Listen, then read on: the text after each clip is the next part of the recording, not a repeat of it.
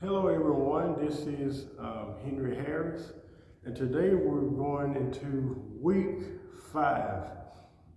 We're doing a session every week in my book called Facing Our Wounds, and this week we're going to chapter 5 called Stop Covering Your Scars. How many know today that we all have scars? We all have some pain and trauma that we've went through. And our scars is just an indicator or a reminder of where we've been or the pain that we've endured and that we've went through. So we're going to session 5, Stop Covering Your Scars.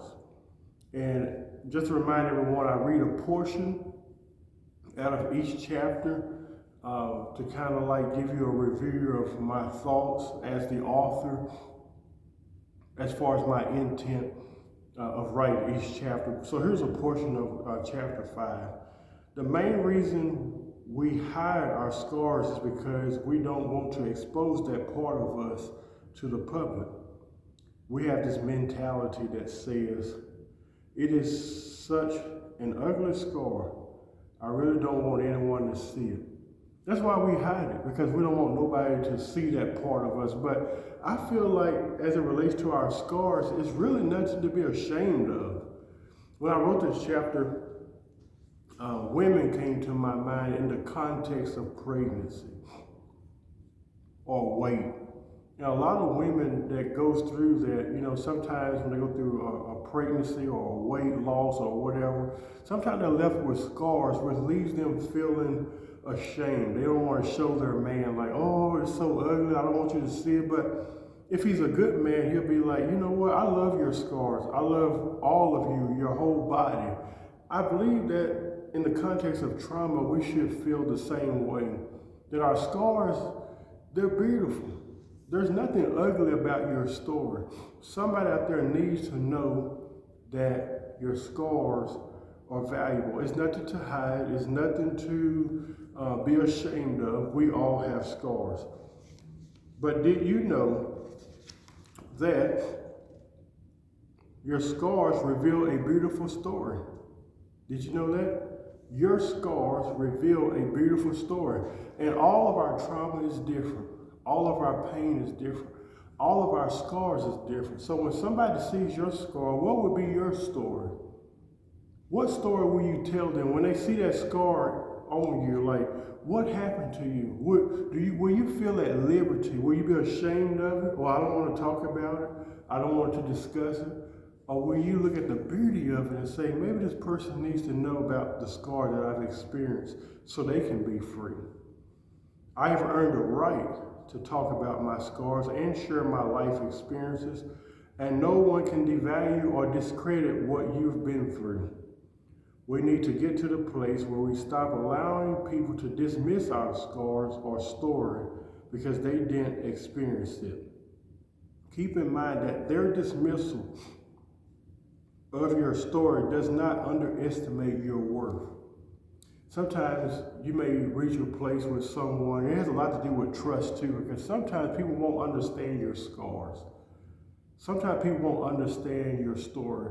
And sometimes people will try to dismiss it or try to underestimate your scars or say, well, they're not really that important. Well, yes, they are important. So their dismissal or rejection of your story or your scars does not underestimate the worth of your scars. And even though they may not want to hear your story, there are the masses out there that's just waiting and ready to hear your story. So don't allow someone's dismissal of your scars to discourage you. And sometimes people do that because they haven't experienced it themselves. They'll say, well, I haven't been through that, so it ain't true. Well, that's not true, because just because you haven't experienced a scar or a wound doesn't mean that I haven't. Maybe there's some scars that I have in my life that you haven't experienced. That doesn't give me the right to dismiss your scars.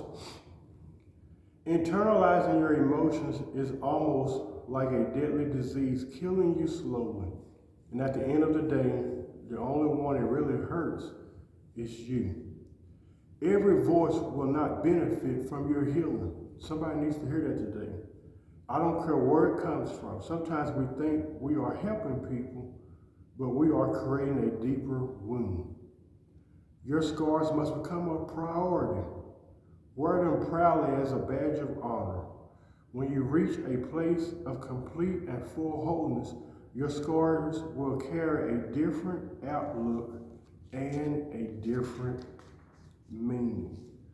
I love that part where I say your scars must become a priority. You know, there are things in our lives like paying bills is a priority, maintaining a successful marriage or a successful friendship is a priority. You know, making it to work every day on time is a priority. There are many things we do in life. Taking care of our children is a priority. But do we make our scars a priority?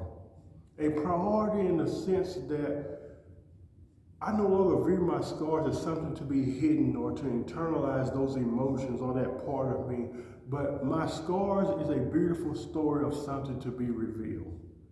I hope you enjoyed this.